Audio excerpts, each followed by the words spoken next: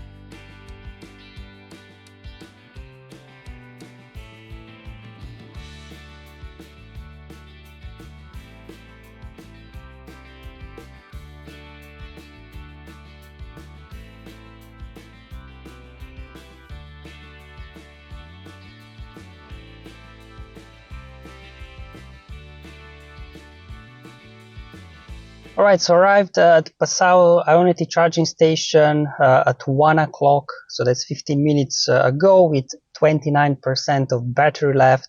The reason why I saved a little bit of battery, and also actually the efficiency was 3.6 miles per kilowatt, is because there was quite a lot of road works along the way here in south of Germany, driving 100, even 80 kilometers per hour. So yeah, in total covered 203 miles so far, and traveled for 3 hours and 15 minutes. So I'm about to finish my charging now because the next stop is about 300 kilometers away near Graz in Austria. So I've been charging now for 15 minutes and charged up to 70% from 29. So I think just maybe 5 more minutes, make sure I have enough to get there, and I'll have a quick top up there before continuing journey onto the destination for today in Slovenia. In terms of the charger availability here, there are 4 chargers currently installed, but there are spots still for 2 more, so it looks like they do have plans to add 2 more. Now, one of them actually is not working, so right now there are only 3 chargers available. Luckily, one of them was free when I came. Now all of them are taken. So definitely it seems like here, especially during summer holidays when more people are traveling, this particular station with only 4 chargers could get a bit busy and you may need to wait to get to the charger. Okay, so after about 25 minutes of charging, I decided to stay 5 minutes longer just in case, because as we are entering now Austria, we'll slowly start climbing towards the Alps to pass through the Alps. So I'll probably be spending a little bit more battery than normally until now through relatively flat Germany. But at the same time, once we start descending, once we get through the Alps towards Slovenia, we'll be regenerating, obviously, because we'll be going downhill, lots of battery back. But I haven't done this kind of higher climb and descent before, so I don't know exactly how to affect efficiency. So just to be on the safe side, decided to stay 5 minutes longer, so it's 1:25 now, so we can go ahead and continue the journey onto the next charging stop.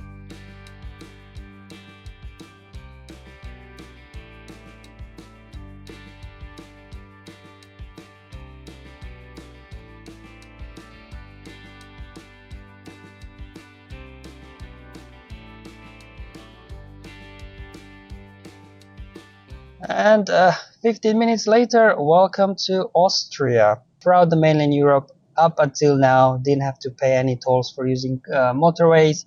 However, as you're entering Austria, you will need vignette. And then because I'm going as well further south in Austria, where we have to pass through some tunnels through the Alps, you have to pay toll for the tunnels as well. Now, luckily, this can all be done digitally online, but there is a catch with Austria.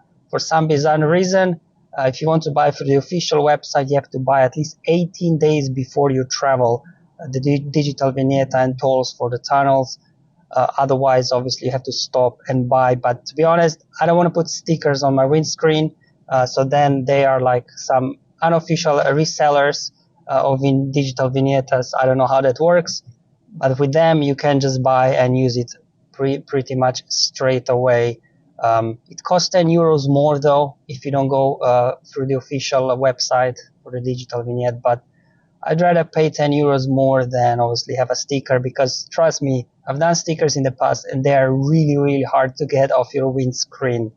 Now, because I'm just passing through the Austria, I bought the 10-day vignette that cost 10 euros, then obviously 10 euros extra because I was buying it too late, and then another 20 euros for the toll as well to get through the tunnels.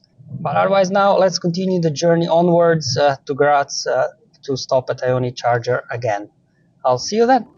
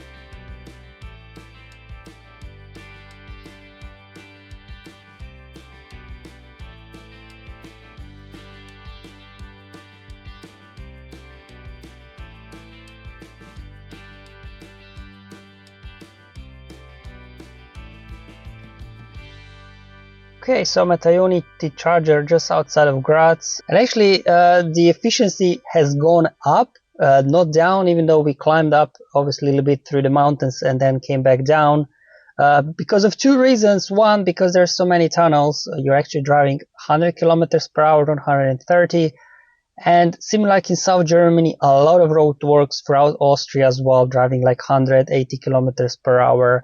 So just again charging just for 5 minutes, just for the last leg of the journey, which is just 70 miles to my parents' house.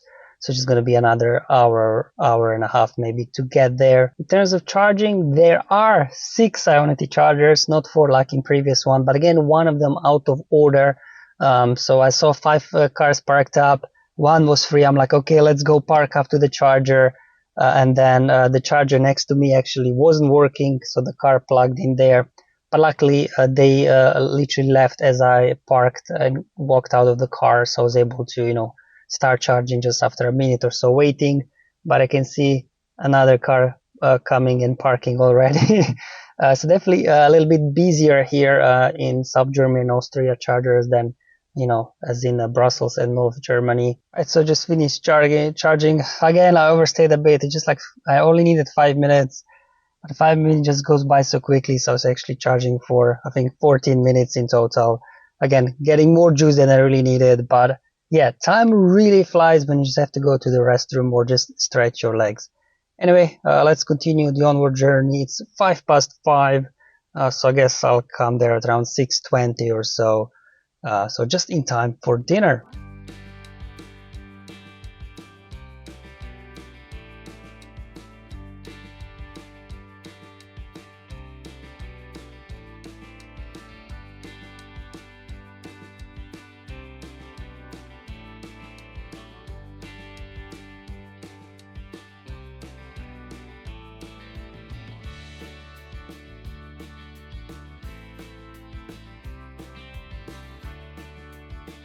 And welcome to Slovenia. So we just crossed the border. Now, even though here they didn't remove yet from years before where there was border checks, they didn't remove actually the buildings. There is no check. You just kind of pass through normally as you would.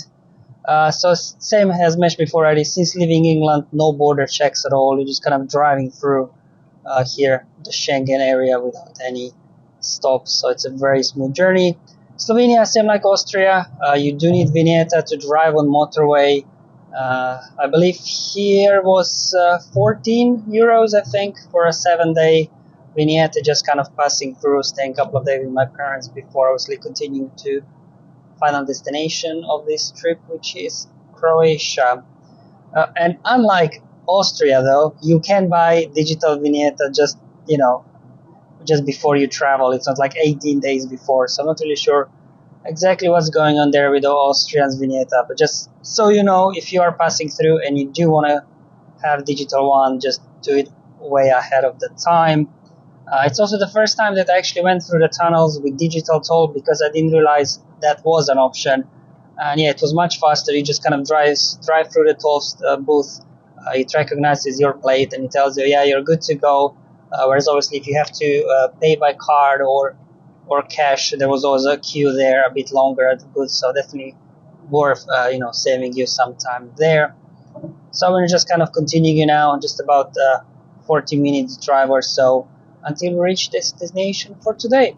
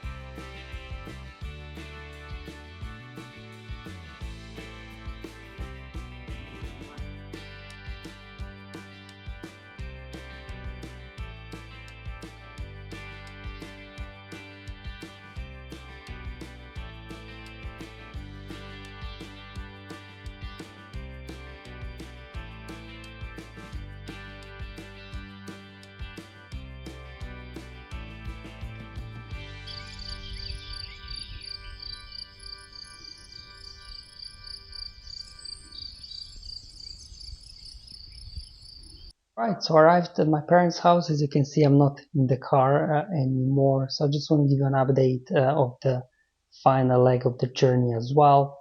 So in total, I covered over 460 miles today. I actually regenerated 18.5 kilowatts back into the battery. So you could say almost a quarter of the battery was put back in because of going downhill and slowing down. And the efficiency today was 3.7 miles per kilowatt. So we arrived here, I think, around 6:30, I believe. So today's full journey time was 8 hours and 40 minutes, whereas the actual driving time was just under 8 hours. As you can see, I only lost about 45 minutes for charging today. I was going to the service stations and off, the actual charging times were even shorter, in total 40 minutes.